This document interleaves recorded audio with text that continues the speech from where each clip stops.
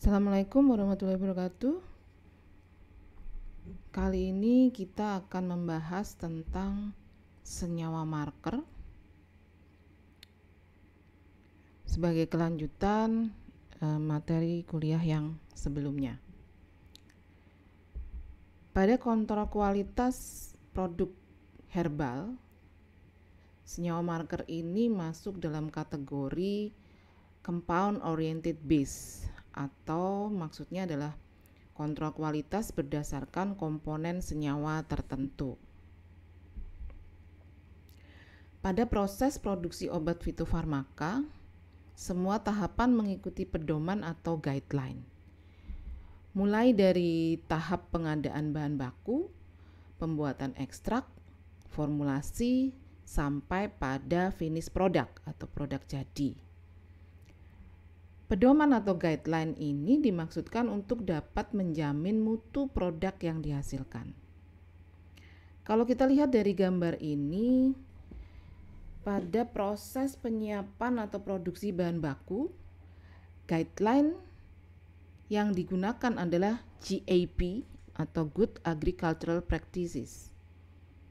GAP ini merupakan seperangkat prinsip dan prosedur terstandar untuk menjamin bahan baku hasil pertanian agar dapat memenuhi standar kualitas yang telah ditetapkan. Pedoman atau guideline GAP akan memuat SOP, Standard Operating Procedure, dari mulai penyiapan atau pemilihan bibit, budidayanya, pemanenannya, sampai pengolahan pasca panen, kemudian pengemasan dan penyimpanan. Dengan demikian, dari penerapan GAP akan dapat dijamin bahan baku yang akan digunakan sudah terstandar. Kemudian selanjutnya pada proses produksi.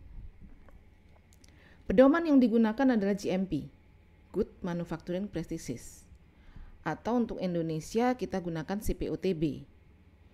Pedoman ini memuat SOP mulai dari penjaminan mutu bahan baku yang akan digunakan, proses produksi ekstrak, proses formulasi atau manufacturing, sampai finish product, dan juga pengemasan. Seluruh prosedur yang digunakan sudah terstandar sesuai dengan SOP, sehingga dapat menjamin produk yang dihasilkan juga terstandar. Untuk proses quality control, seluruh laboratorium yang digunakan juga menerapkan GLP atau Good Laboratory Practices. Hal ini dimaksudkan untuk menghindari kekeliruan atau kesalahan yang mungkin timbul sehingga menghasilkan data yang tidak tepat atau tidak akurat gitu ya, dan akan tidak bisa dipertahankan secara ilmiah gitu kalau tidak menggunakan GLP. Kemudian pada saat pengembangan produk, pengujian di tingkat preklinik maupun klinik juga menggunakan GCP atau Good Clinical Trial Practices. Sehingga tentu akan terjamin efektivitas dan safety dari produk.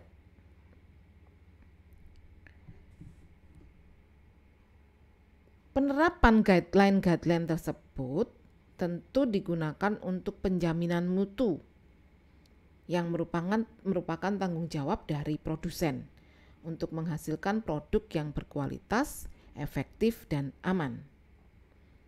Namun tentunya penyusunan SOP untuk memenuhi pedoman-pedoman tersebut tidak mudah, terutama untuk produk fitofarmaka akan sangat besar tantangannya mengingat bahan aktifnya adalah multikomponen. Nah, seperti kita ketahui, bahan aktif dari produk fitofarmaka adalah multikomponen, di mana merupakan suatu campuran senyawa yang kompleks. Di dalam campuran tersebut akan terdapat senyawa yang memang mempunyai aktivitas farmakologi yang berkaitan dengan produknya dan saling bersinergi. Ada juga senyawa yang akan membantu kelarutannya, membantu absorpsinya, atau menurunkan toksisitasnya. Dan semua kandungan ini akan bekerja sama dan berkontribusi dalam menghasilkan efek terapeutik tertentu. Dengan kondisi yang seperti ini, salah satu tantangannya adalah menjamin kualitas tentunya. Terdapat dua strategi ya untuk menjamin kualitas. Yang pertama berdasarkan komponen atau senyawa ya, compound oriented base. Dan yang kedua berdasarkan pola atau pattern oriented base.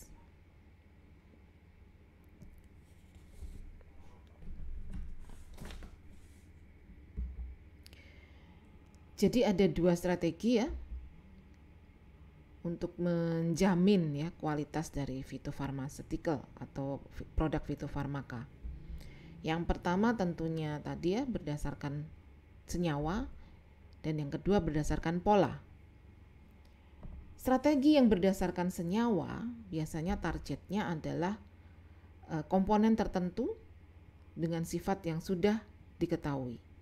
Sedangkan yang berdasarkan pola atau pattern akan menggunakan seluruh komponennya sebagai target.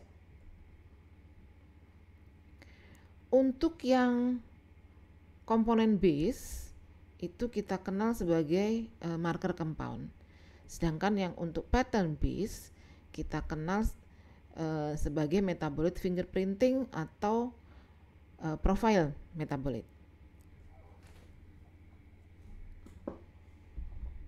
Nah, tantangan untuk yang compound base, karena pada materi kali ini kita akan bicara mengenai yang compound base saja gitu ya.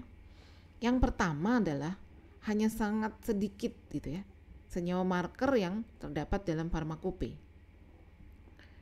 Pada farmakope Cina edisi tahun 2005 itu hanya terdapat 525 prosedur kuantitatif ya penetapan kadar untuk senyawa marker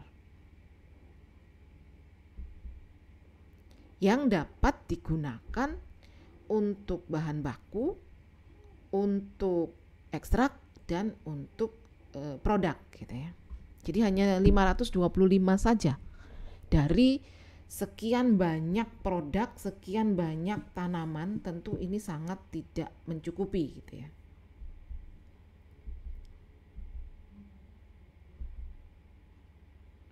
Kita lihat contohnya juga yang ada di dalam farmakope tersebut gitu ya.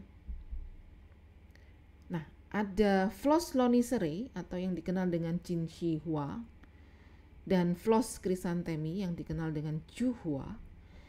Senyawa markernya sama-sama menggunakan chlorogenic acid gitu ya. Keduanya kandungannya berbeda.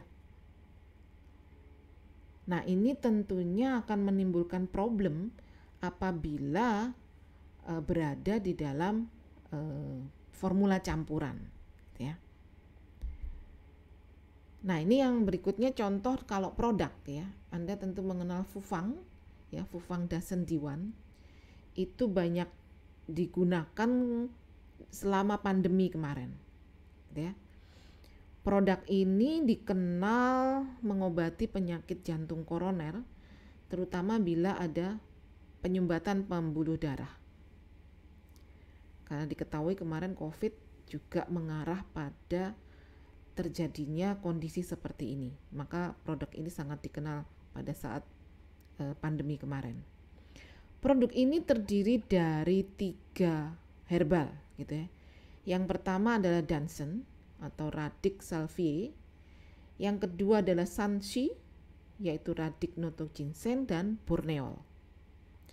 Pada farmakope ini, produk ini menggunakan satu saja senyawa marker, yaitu sulfanic acid.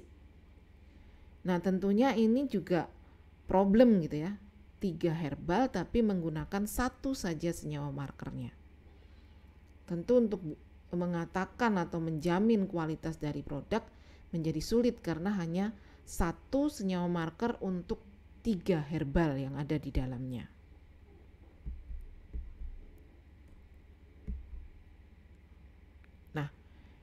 Jadi tentunya pertanyaannya adalah, lalu senyawa marker apa yang harus dimonitor gitu ya? Bagaimana menentukannya gitu ya?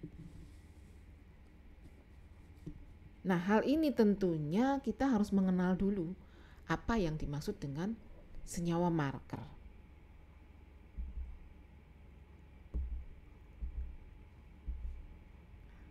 Menurut EMEA, European Medicine Agency, marker kimia itu adalah suatu senyawa atau golongan senyawa dalam produk yang ditujukan untuk kontrol kualitas, terlepas dia mempunyai aktivitas atau tidak gitu ya. Dan idealnya senyawa tersebut unik gitu ya, dan berkontribusi terhadap efek terapeutik dari produknya. Sehingga komponen lain yang tidak tentunya sangat sulit untuk mendapatkan senyawa yang unik seperti ini. Sehingga kita bisa menggunakan senyawa lain gitu ya, yang mungkin belum jelas ya aktivitas farmakologinya.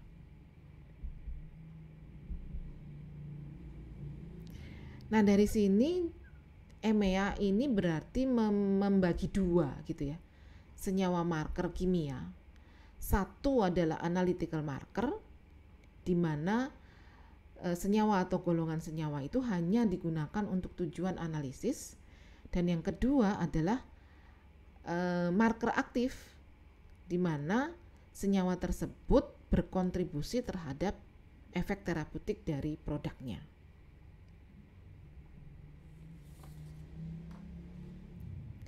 Nah, untuk senyawa marker ini Srinivasan mengusulkan ada 4 marker ya. Aktif principal marker, yaitu senyawa yang telah diketahui mempunyai aktivitas klinik. Kemudian aktif marker, kalau yang tadi itu telah diketahui aktivitas kliniknya. Kalau yang aktif marker itu dia berkontribusi terhadap efek klinik, jadi bukan merupakan efek utama. Kemudian yang ketiga adalah analytical marker ya, senyawa yang hanya untuk analisis saja, tidak mempunyai efek farmakologi. Dan yang keempat adalah negatif marker, atau senyawa yang telah diketahui menunjukkan efek toksik atau efek alergenik. Jadi ada 4 senyawa yang diusulkan oleh Srinivasan. Sementara Song Lin Lee itu mengusulkan ada 7 marker. Yang pertama adalah therapeutic komponen, yang kedua adalah bioaktif komponen, yang ketiga adalah synergistic komponen, yang keempat adalah karakteristik komponen, yang kelima adalah main komponen, keenam adalah korelatif komponen, dan yang ketujuh adalah toxic komponen. Jadi ada 7 macam gitu ya senyawa marker yang diusulkan oleh Song Lin Lee. Mari kita lihat satu persatu. Yang pertama adalah therapeutic komponen. Therapeutic komponen ini adalah senyawa yang mempunyai efek terapeutik utama dari produk. Dan senyawa ini digunakan untuk analisis atau pengujian kualitatif maupun kuantitatif. Sebagai contoh adalah pada Beimu. Beimu ini adalah umbi ya, umbi dari Fritillariae. Di Cina umbi ini digunakan untuk antitusif dan ekspektoran. Umbi ini mempunyai senyawa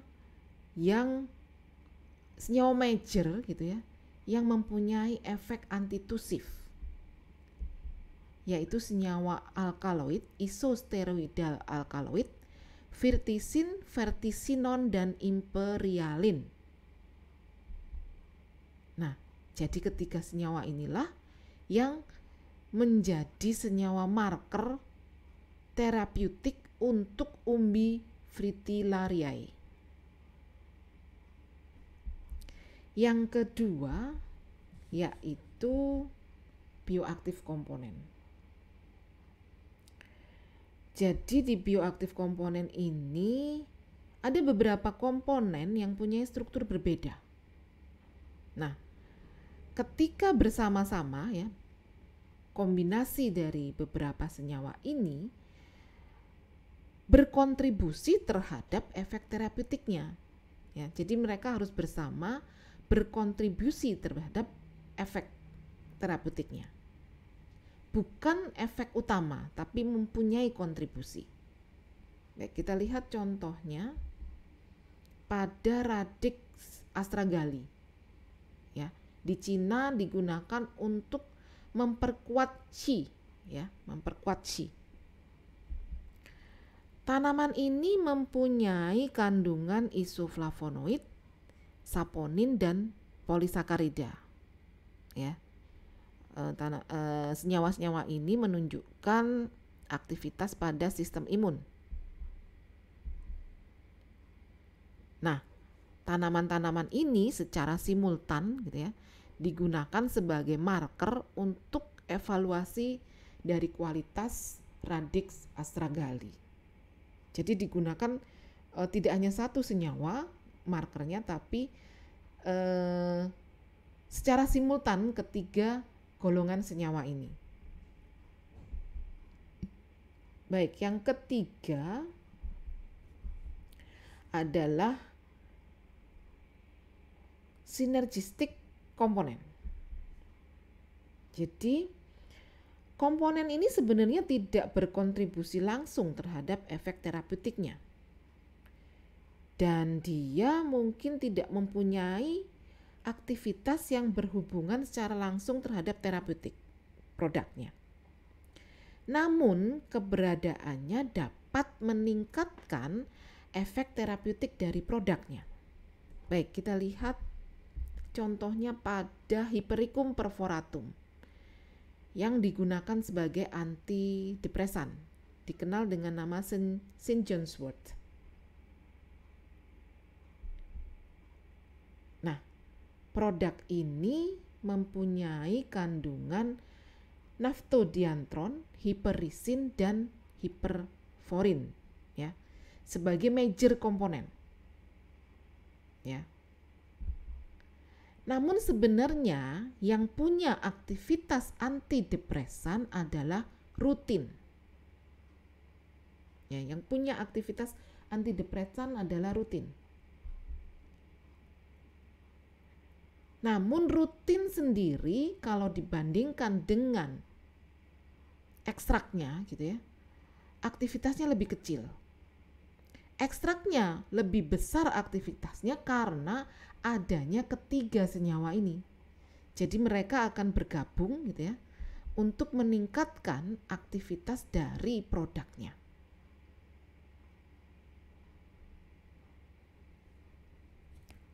Kemudian yang berikutnya adalah karakteristik komponen. Nah, karakteristik komponen ini tidak selalu berkontribusi terhadap efek terapeutik, tapi dia itu unik dan spesifik untuk tanaman tertentu. Kita lihat contohnya pada ginkgo biloba. Ya, ginkgo biloba ini mempunyai ginkolit dan bilobalit yang berkontribusi terhadap kardiovaskuler, kemudian memory loss dan cognitive disorder. Sementara ginkgo biloba itu digunakan untuk treatment demensia. Ya, jadi ginkolit dan bilobalit ini tidak berhubungan dengan demensia sebenarnya, tapi mempunyai efek atau aktivitas yang mendukung terapi demensia. Contoh berikutnya adalah valerian. Ya. banyak digunakan untuk ansietas dan insomnia. Kandungannya yang major adalah valerianic acid. Dia mempunyai aktivitas pada reseptor GABA. Nah, ini yang tidak langsung gitu ya, berhubungan dengan efek dari sedatif dari produk yang mengandung valerian. Baik, yang berikutnya adalah main komponen. Ya. Main komponen ini adalah senyawa major atau senyawa yang kandungannya besar. Ya. Tapi dia bukan yang karakteristik komponen, bukan unik gitu ya. Kita lihat pada ginseng. Dia mengandung triterpenoid saponin, ginsenosid gitu ya, dan notoginsenosid. Ini adalah senyawa major dari ginseng.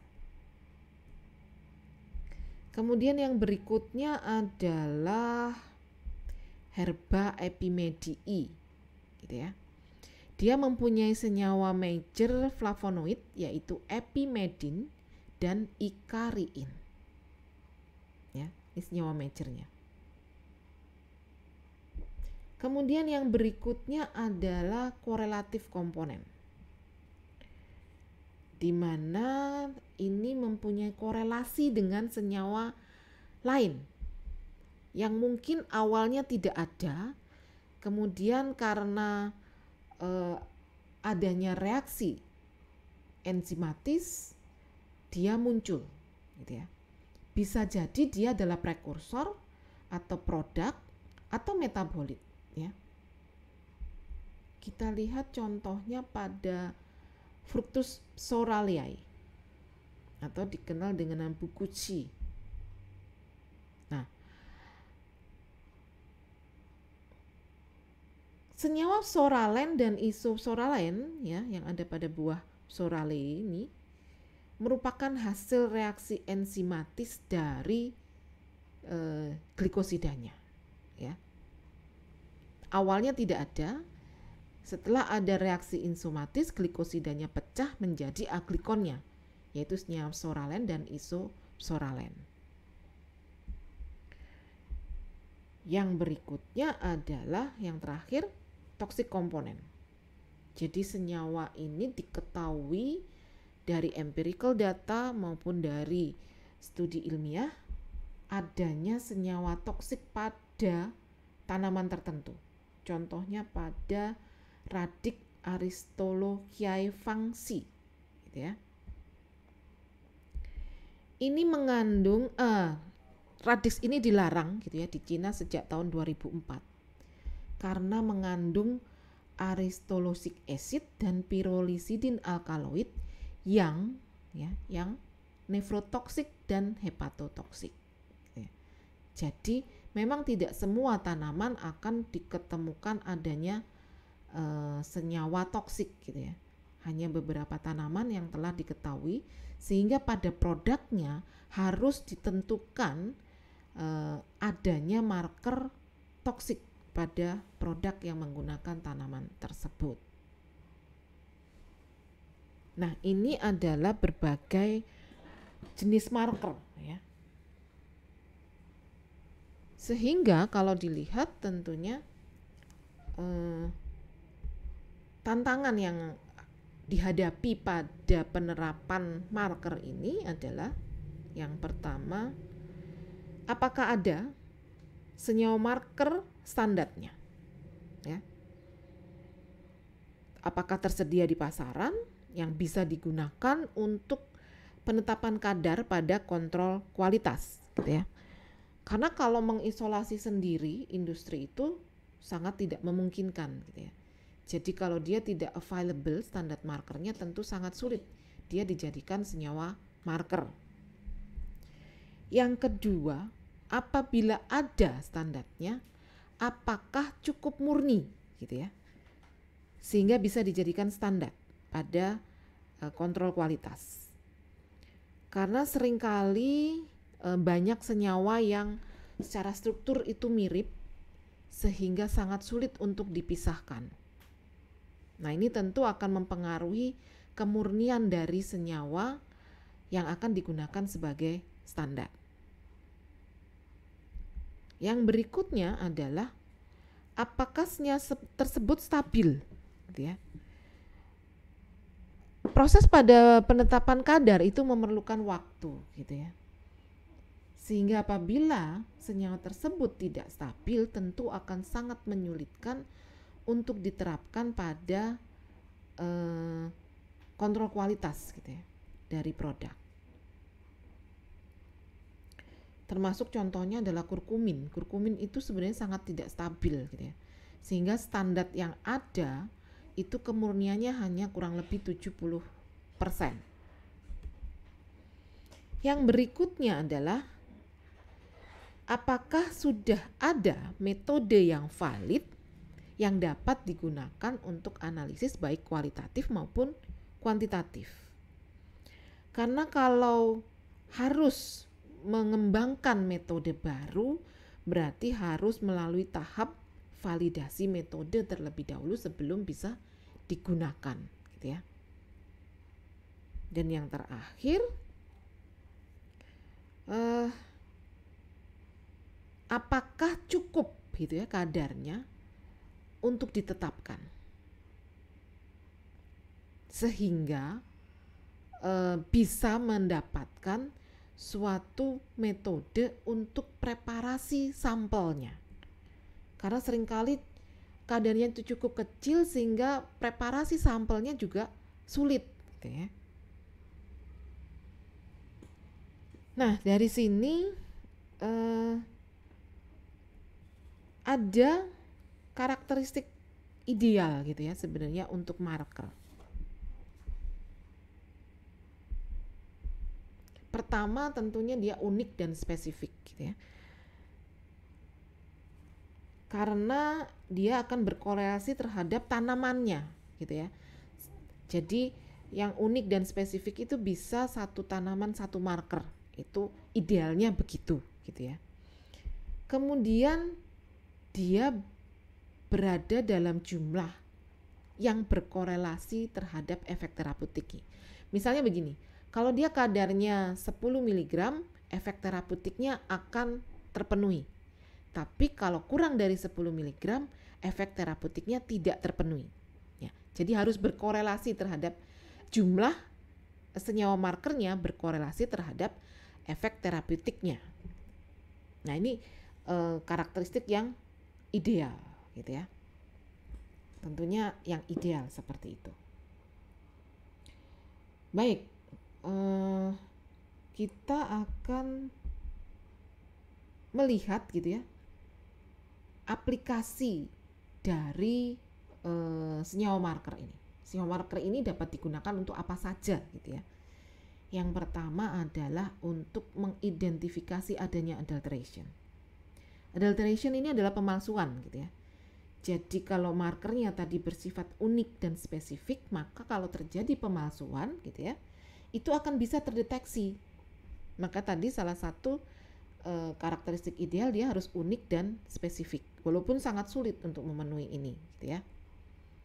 Yang kedua, gitu ya, dia dapat menentukan kapan waktu panen terbaiknya. Contohnya dari hasil riset saya, gitu ya, kandungan kurkumin itu pada temulawak maupun kunyit akan berada pada puncaknya ketika dia dipanen pada usia 10 bulan. Ya, jadi akan lebih baik kalau dipanen pada usia 10 bulan. Tapi sayangnya di pasaran itu kita sulit menemui kunyit atau temulawak itu yang usianya 10 bulan. Jadi seringkali yang ada itu dipanen di bawah 6 bulan, gitu ya. Sehingga kadar kurkuminnya itu rendah, gitu ya. Kemudian yang ketiga bisa membedakan, gitu ya, source, ya, berbagai tempat budidaya. Karena kita tahu metabolit sekunder disintesa oleh tanaman untuk bertahan hidup, gitu ya. Jadi akan sangat bergantung dengan tempat budidayanya. Nah, ini juga sama ya, mengkonfirmasi dari mana dia dikoleksi gitu ya, dikumpulkan gitu ya. Ini dua hal ini hampir bersamaan gitu ya. Kemudian selanjutnya adalah bisa mengevaluasi bagian tanaman ya. Kadang-kadang itu dicampur gitu ya. Misalnya dia seharusnya daun tapi terikut juga ranting gitu ya, cabang, sehingga itu bisa terdeteksi gitu ya. Karena kalau ranting sama cabang kandungannya akan berbeda dengan bagian lain, misalnya batangnya, daunnya gitu ya. Yang berikutnya adalah bisa untuk melihat proses ya, proses. Jadi misalnya diterapkan pada in process control gitu ya. Kemudian dia bisa mengidentifikasi dan mengkuantitatif jumlahnya ya, penetapan kadar pada produk. Makanya kalau suatu proses kemudian jumlah markernya hilang selama proses, tentu dia akan sangat sulit dideteksi atau ditentukan kadarnya pada finish produknya. Nah, ini tadi ada pada marker toksik gitu ya. Jadi kalau marker toksik tentunya harus bisa ditentukan atau bisa memitigasi adanya intoksikasi kalau masih terdapat marker toksiknya. Yang berikutnya adalah bisa untuk digunakan mendeteksi atau menentukan stabilitas dari produk gitu ya. Jadi ini ya 9 penerapan untuk marker gitu ya. Baik, semua yang saya sampaikan sebelumnya ini dapat Anda baca gitu ya. Ini 2 dari sekian literatur yang saya pakai untuk yang sebelumnya tadi yang sudah saya sampaikan itu. Jadi sebaiknya Anda bisa mencari 2 literatur ini. 2 literatur ini sangat mudah untuk dicari dan diunduh gitu ya.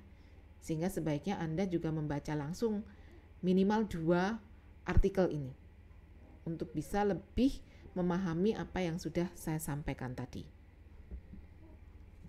Baik.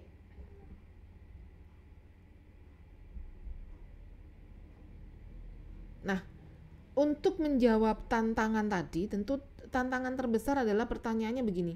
Lalu bagaimana sih memilih senyawa gitu ya untuk dijadikan suatu marker pada suatu produk gitu ya. Ya. Itu sudah ada dalam artikel saya ya, artikel yang saya tulis pada buku ini. Cuman memang sayangnya buku ini berbayar gitu ya. Sehingga saya tidak bisa membagikan pada Anda gitu ya. Jadi saya mencoba untuk membuat reviewnya gitu ya, rangkumannya untuk bisa Anda pahami gitu ya. Semua sudah tertulis di sini sebenarnya. Baik, ada 3 cara gitu ya untuk memilih suatu senyawa untuk dijadikan senyawa marker. Nah, ini adalah 3 cara tersebut. Yang pertama adalah major or easy to get compound. Jadi kalau dia senyawa major, dia tentu dapat dideteksi dengan mudah gitu ya. Dia akan dipilih sebagai senyawa marker. Itu cara yang paling mudah gitu ya. Ya sudah, diambil saja senyawa yang major gitu ya. Kemudian yang kedua adalah in silico virtual screening atau screening secara in silico. Yang ketiga, ini yang paling sulit, adalah menggunakan kombinasi dari fingerprinting dengan analisis chemometrik. Baik, kita lihat satu persatu ya. Nah, major or easy to get compound. Jadi easy to get compound ini biasanya senyawa major memang ya.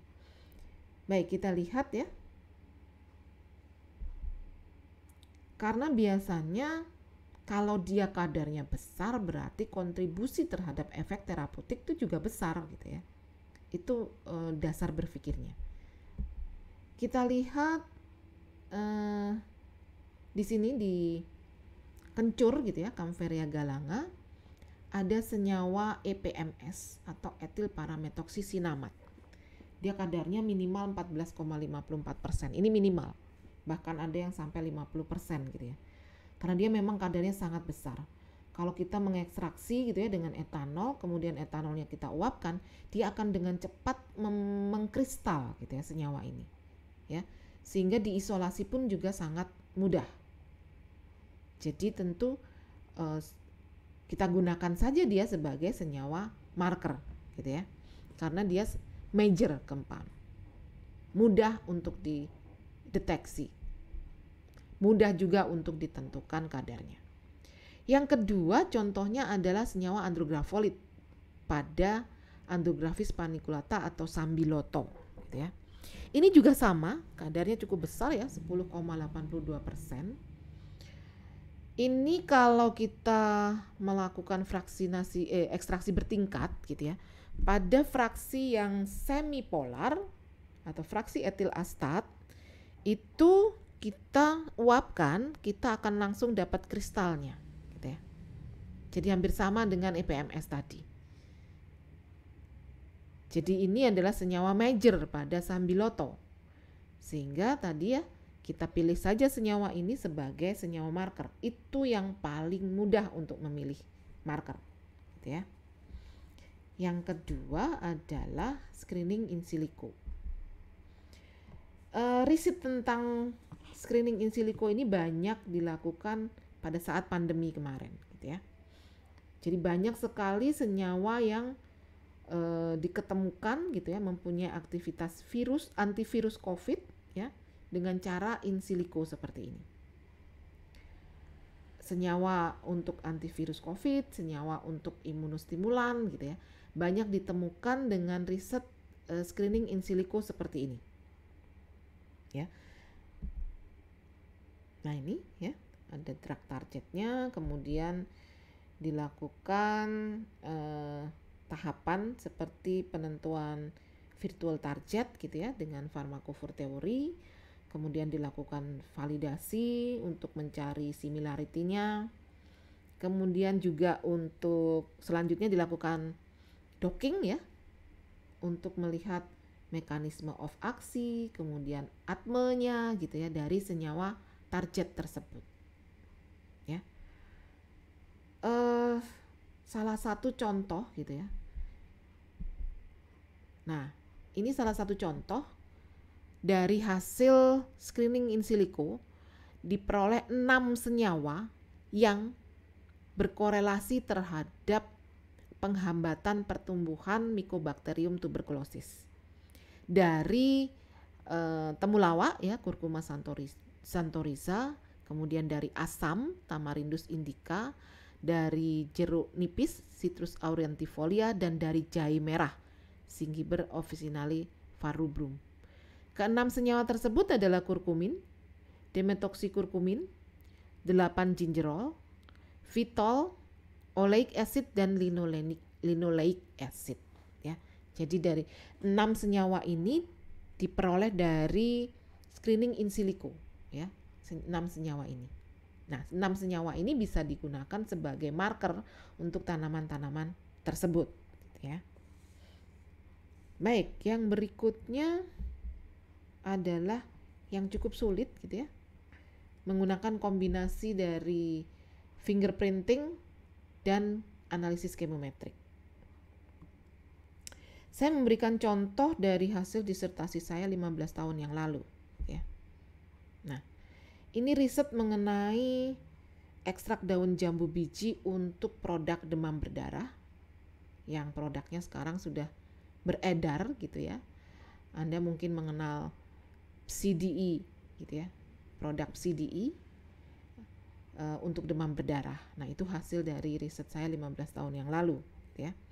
Nah, di sini yang saya lakukan adalah pertama membuat tentunya fingerprinting gitu ya, dari menggunakan TLC waktu itu ya.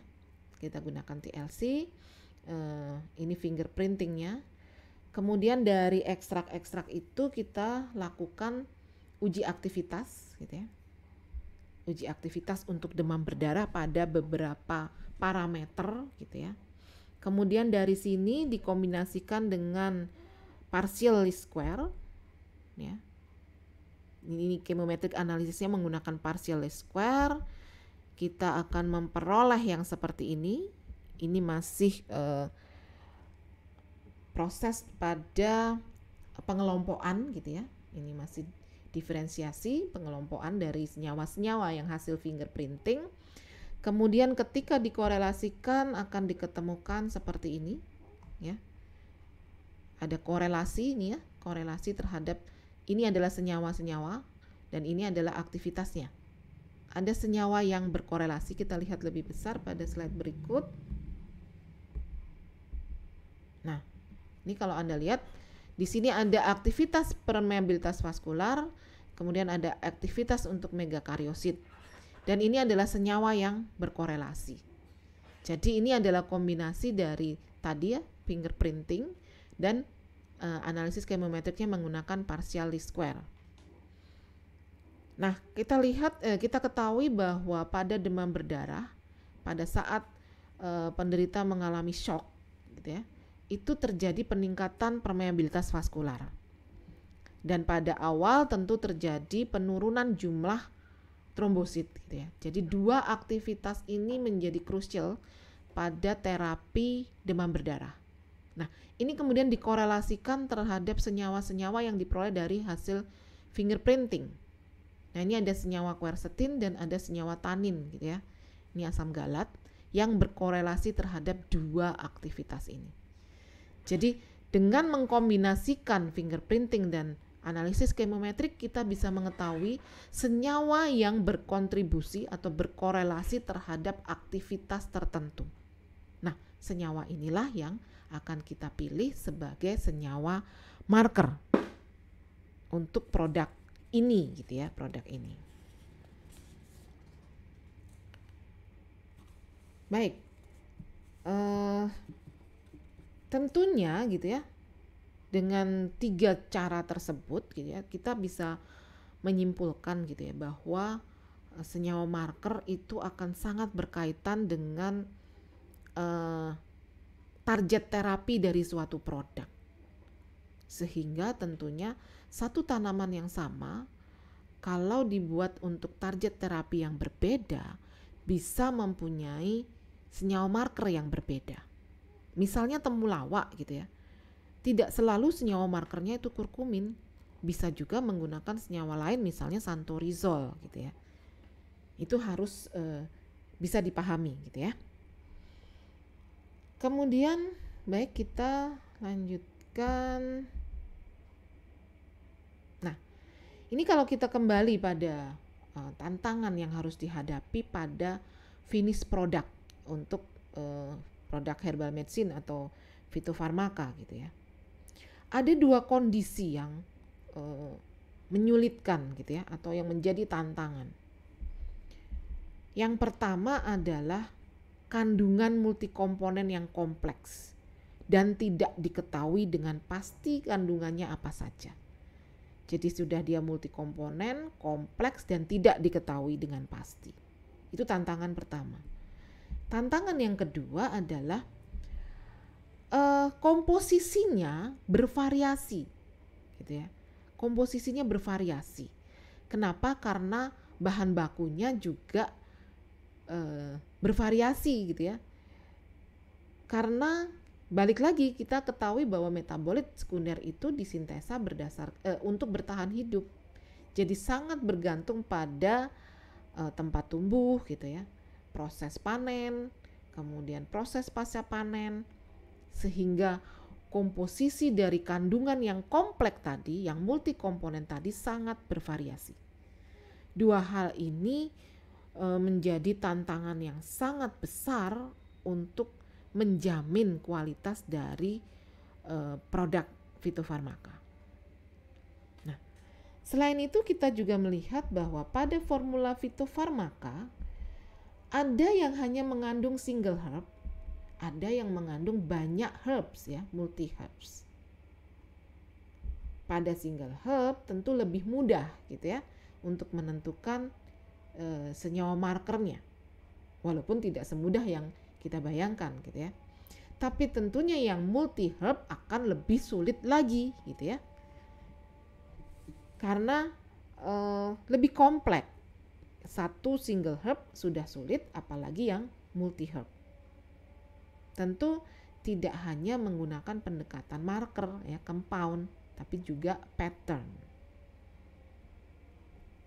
Baik, dengan kondisi tersebut ya, dengan banyak macam senyawa marker, kemudian banyak kesulitan di masing-masing herbal atau produknya gitu ya. Di sini Ben Sausan itu mencoba membuat suatu sistem perankingan dari senyawa marker yang dipilih gitu ya.